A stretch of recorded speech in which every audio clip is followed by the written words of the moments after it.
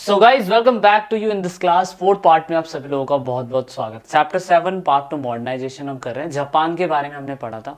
Fourth part पे हम आगे हैं। ऐप डाउनलोड नहीं करा था, वीडियो पे डिस्क्रिप्शन में लिंक है, जाइए ऐप डाउनलोड करिए। Everything you can find in this app. आगे बात करते हैं अब। देखो, जापान में ना हमने ये समझने की कोशिश करी थी कि शोगुन्स के बाद Tokugawa and then Meiji government. Meiji government जो थी कब तक चली? लगभग 1900 लास्ट 1914 मान लेते हैं। अब 1914 से लेकर लास्ट 1942-45 तक जापान इसी सोच में डूब रहा था कि अपने आप को किस तरीके से मॉडर्नाइज करना है, जापान को किस तरीके से दूसरी कंट्री के साथ रिलेशंस बनाने चाहिए, क्योंकि जापान की पॉलिसीज में सबसे बड़ी दिक्कत यही हो रखी थी। अब ऐसी कंडीशन में जापान क्या करे क्या ना करे, वो सिचुएशन जापान के सामने आ रखी थी। अब यहाँ पर कुछ बहुत बड़े फिलोसफर्स हैं जिन्होंने इसके ऊपर काम करने की शुरुआत करी। पहला फिलोसफर जिसका नाम है क्या, आप, मैं माफी चाहूंगा कि अगर मैं ना पढ़ पाऊं, इनको फुकोजावा युकीजी कहा जाता है। बहुत बड़े बुद्धिजीवी हैं। इनका विचार था कि जापान को एशिया से अलग हो जाना चाहिए या एशिया का पार्ट ही रहना नहीं चाहिए, और उसके बाद उनको पूरी तरीके से वेस्ट की तरफ या वेस्टर्न आइडियोलॉजी की तरफ या वेस्टर्न कंट्री की तरफ सोचना चाहिए, जैसा कि मेजी गवर्नमेंट की शुरुआती गवर्नमेंट के टाइम पीरियड पे सरकार सोचती थी। ऐसा इनका मानना था। दूसरे एक व्यक्ति आए थे जिनका नाम था मिकिए शेतुश्री। उन्होंने तर्क दिया कि भैया हमें अगर अपने आप को डेवलप करना है तो यार हमारी सभ्यता है, अपनी प्रतिभा है, उसको डेवलप करो, उस पर काम करो। जरूरी है कि दूसरे पे कॉपी करने की जरूरत है। और ये चीज सबसे ज्यादा इंपॉर्टेंट मुझे लगी कि ऐसा ही होना चाहिए। सेम हमने भारत में भी यही सोचा था।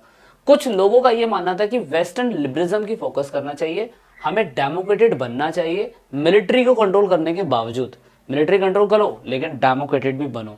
एक और व्यक्ति है जिनका नाम है यूके इनका नाम है यूकी इमोरी। यूके इमोरी कहते हैं कि सरकार आप चलाना चाहते हो आने वाले समय पे, या पूरे जापान को सही तरीके से देखना चाहते हो, तो भैया गवर्नमेंट स्टैब्लिश करो, और वो गवर्नमेंट कॉन्स्टिट्यूशनल होनी चाहिए। मेजी गवर्नमेंट के टाइम पीरियड पे कॉन्स्टिट्यूशनल थी पर वो नामात्र थी, कोई फायदा था ही नहीं। तो इस सिचुएशन में क्या करें? इस सिचुएशन में यहाँ पे अब आपने फोकस करना है कि भैया अब हमें ये देखने की जरूरत है कि किस तरीके से कॉन्स्टिट्यूशनल देश बने। तो ये सिचुएशन थी। बहुत सारे लोग कह रहे थे कि भैया राइट टू वोट होना चाहिए पर वुमेन्स को भी वोट देना चाहिए। हमारे जापान में तो नहीं था उस टाइम पीरियड पे, और यहाँ पे उस टाइम पीरियड पे सिचुएशन बदलनी चालू हो गई।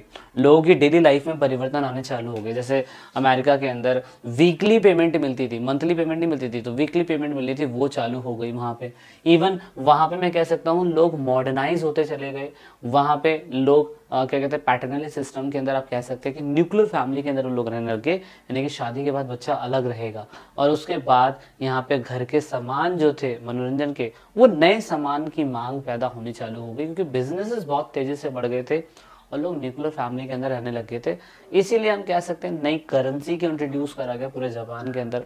बैंकिंग सिस्टम तो पहले से इंट्रोड्यूस हो चुका था, नए सिक्कों को लाया गया जापान के अंदर। ये सारी चीज़ें एक अच्छी चीज़ को दिखाने की कोशिश करती है।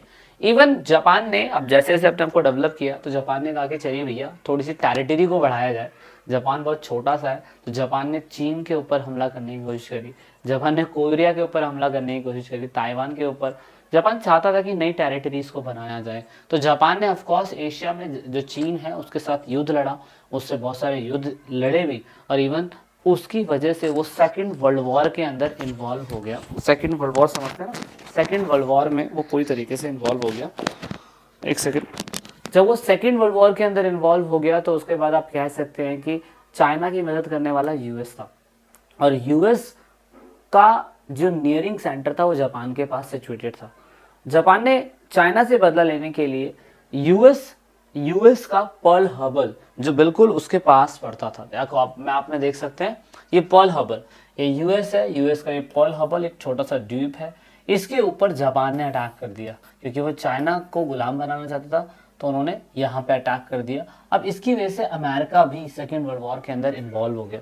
तो जहां जापान अपनी टेरिटरी बढ़ाने की कोशिश कर रहा था, वहां 7 दिसंबर 1941 में अमेरिका के पर्ल हार्बर पर अटैक करके उसने खुद ही अपने पैर पे कुल्हाड़ी मार ली।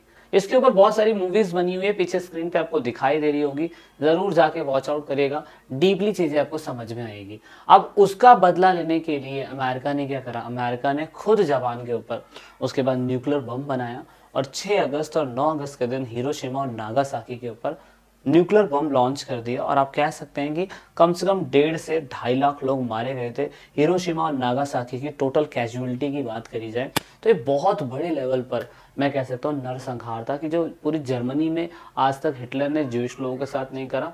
और इवन एल्बर्ट आइंस्टाइन बोलते रहे कि ऐसा नहीं करना चाहिए, ऐसा नहीं करना चाहिए, लेकिन किया, कर दिया उन्होंने। ओपनहाइमर मूवी आई थी, अगर आपने देखा हो तो उन्होंने बनाया था ये बम और पहली बार अमेरिका ने लॉन्च कर दिया। कोई जूइश बंदा था जिसने बम बनाया था, देख रहे हो, तो ये लॉन्च कर दिया गया। देन फाइनली हम कह सकते हैं कि उसके बाद पूरे के पूरे जापान के अंदर एक नया क्लोज लागू करा गया, वो है आर्टिकल नंबर 9 जापान की कॉन्स्टिट्यूशन के अंदर लागू हुआ। और वो ये था कि जापानी संविधान के अनुच्छेद 9 में न केवल अंतर्राष्ट्रीय विवादों को निपटाने के साधन के रूप में बल के उपयोग को रोकना है, बल्कि जापान को सेना, नौसेना, वायुसेना बनाए रखने में भी रोकता है। क्योंकि जो अमेरिका था ना, वर्ल्ड लेवल पर उसकी मोनोपोली बहुत तगड़ी थी, उससे फालतू कोई नहीं बोल सकता था। क्योंकि 1945 के बाद तो अमेरिका पूरी दुनिया पे छा चुका था, कोल्ड वॉर चालू हो चुका था, रशिया और यूएसए के बीच में थोड़े से तनाव पैदा होने लग गए थे। लेकिन हमें लगता था कि जापान को लगता था, सॉरी, कि आर्टिकल नंबर 9 जो है वो बिल्कुल गलत है। आर्टिकल नंबर 9 तो होने नहीं चाहिए भैया, अगर हम पे हमला हुआ है तो हम भी तो हमला बदले में करेंगे। लेकिन यहाँ पे संविधान में आर्टिकल नंबर 9 इनके क्लॉज में डाला गया और ये कहा गया कि देखो भैया, अब ना क्या कहते हैं, अगर आपको डेवलप करना है अपने आप को तो आर्टिकल नंबर 9 को तो फॉलो करना जरूरी है। आप अब अटैक नहीं कर सकते किसी के ऊपर, समझ रहे हो, किसी के ऊपर अटैक करोगे तो फिर तो दिक्कत है। तो ऐसे बहुत सारे लोगों ने जापानीज कॉन्स्टिट्यूशन के अंदर इन चीज़ों को दिखाने की कोशिश करी। तो ये थोड़ा सा है। लेकिन अब जापान के अंदर सिचुएशन यही थी कि ठीक है भैया, हमारे पर तो बॉम्बिंग हो गई, हमारी हालत ऐसी हो गई कि अब कई टाइम तक तो हम दोबारा से रीस्टैब्लिश हो ही नहीं पाएंगे। तो ऐसे कंडीशन में हम करें क्या? तो 1943 के अंदर जब 1941 में तो उन्होंने अटैक कर दिया। तो उसके बाद जापान थोड़ा सा मॉडर्नाइज हो रहा था, लेकिन उस समय लोगों पे बहस यही चालू थी कि अगर अब जापान को मॉडर्नाइज होना है तो क्या वो वेस्ट कंट्री की तरफ जाए या ईस्ट कंट्री की तरफ जाए या एशिया की तरफ जाए, कहाँ की तरफ जाए? तो एक व्यक्ति है जिनका नाम आप कह सकते हो नीसी तानी कीजी, कीजी कीजी पढ़ लेते, कीजी थोड़ा सा इजी है। इन्होंने कहा कि देखिए भैया, आपको ना रीबर्थ करना पड़ेगा, जैसा इटली के अंदर हुआ था, सुधार करना पड़ेगा और नेचुरल साइंस, प्राकृतिक विज्ञान के ऊपर फोकस करने की जरूरत है अगर आपको अपने ऊपर फोकस करना है तो। ठीक है, ये एक अच्छे बहुत बड़े फिलोसफर थे, इसलिए तो फिलोसफी इनकी एनसीईआरटी में दी गई। उन्होंने तर्क दिया कि जापान के अंदर इतनी अपनी मॉरल एनर्जी है, नैतिक ऊर्जा है, जिससे वो बच सकता है अमेरिका का गुलाम होने से, बच सकता है दूसरी कंट्री का गुलाम होने से। इवन उसको अपने नए तरीके से ग्रेटर ईस्ट एशिया बनाने की जरूरत है। उसकी एक ड्यूटी यही है कि अपने आप को और अच्छे तरीके से डेवलप करें। इसीलिए 1960s के टाइम पीरियड में अब डेवलपमेंट चालू हो गया। जापान ने सबसे पहले क्या करा, कुछ सिलेक्टेड ट्रेड यूनियंस बनाई। जापान ने कृषि सुधार करने चालू करे। जो मोनोपोलिक सिलेक्टेड गवर्नमेंट्स की थी, कॉर्पोरेट सोसाइटीज की थी, उनको खत्म करना चालू करा। एक अच्छी बात इन्होंने ये करी। इवन उन्होंने उस टाइम पीरियड पे 1946 के बाद जनरल इलेक्शन करने चालू करे, जिसमें लोगों को राइट टू वोट देना चालू करा। तो आप कह सकते हैं कि 1946 में नई तरीके से संविधान बना और उसी टाइम पीरियड पे 1946 के अंदर राइट टू वोट वुमेन को मिला। और पहले उस टाइम पीरियड पर राजनीतिक दल जो है, आप देख सकते हैं योशिदा नाम है, उस टाइम पे पहले इलेक्टेड जो राइट टू वोट के तहत चुने गए थे वो ये थे। एक अच्छी बात है यहाँ पे। और उसके बाद तो आप कह सकते हैं कि जापान के इकोनॉमिक को रीबर्थ होना चालू हो गया। कैसे? ये मेरिकल ही हो सकता है, आप कह सकते हैं। हुआ ये था कि जापान की इकोनॉमिक बूस्ट कैसे हुई, कोरिया और वियतनाम का वॉर हुआ, जिसमें जापान ने कोरिया की मदद करी, तो उससे उसे पैसा बहुत तगड़ा मिला। और पैसा मिला तो ऑफकोर्स इकोनॉमिक तो ग्रोथ होगी। उसके बाद 1946 के अंदर टोक्यो ओलंपिक हुए। ओलंपिक जब हुए तो जापान की इकोनॉमिक जो है ऑफकोर्स बूस्ट करेगी। तो ये एक जीता लगता एग्जाम्पल ही है कि जहां पर 1945 में अमेरिका ने हिरोशिमा नागासाकी पे बम घुसेड़ दिया, 2.5 से 2 लाख लोगों को मार दिया, लेकिन एक साल के अंदर उन्होंने अपने आप को ऐसा एस्टैब्लिश कर दिया कि टोक्यो ओलंपिक करके दिखा दिए।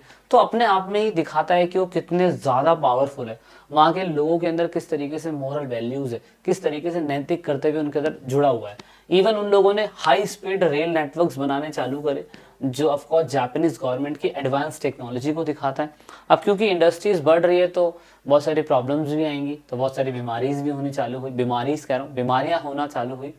और बीमारियों के साथ साथ मैं कह सकता हूँ कि लोगों ने फिर आंदोलन करने चालू करे, जो एक आम बात है। 1960 के अंदर आंदोलन चालू हुए थे बीमारियों को लेके। उसके बाद आप कह सकते हैं कि प्रेशर ग्रुप बने, डिमांड को रखा गया, समस्याओं को ठीक करने की कोशिश करेगी।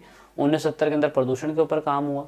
1980 तक आते आते एनवायरमेंटल इश्यूज को रेगुलेट करने लगी सरकारें, और फिर उस तरीके से काम होने लग गया। लेकिन प्रेजेंट टाइम पे अगर 2000 के बाद देखा जाए तो जापान काफ़ी हद तक एक लीडिंग कंट्री बन चुका है, एक डेवलप कंट्री है। जापान का कोई भी तोड़ नहीं है एनिमेशन के अंदर, इतना अच्छी तरीके से वो एनिमेशंस करता है जापान, और इतना सही तरीके से ना। और Japan world time at present time पे देखे इसकी पोजीशन, तो टेक्नोलॉजी की कैपेसिटी बहुत अच्छी है।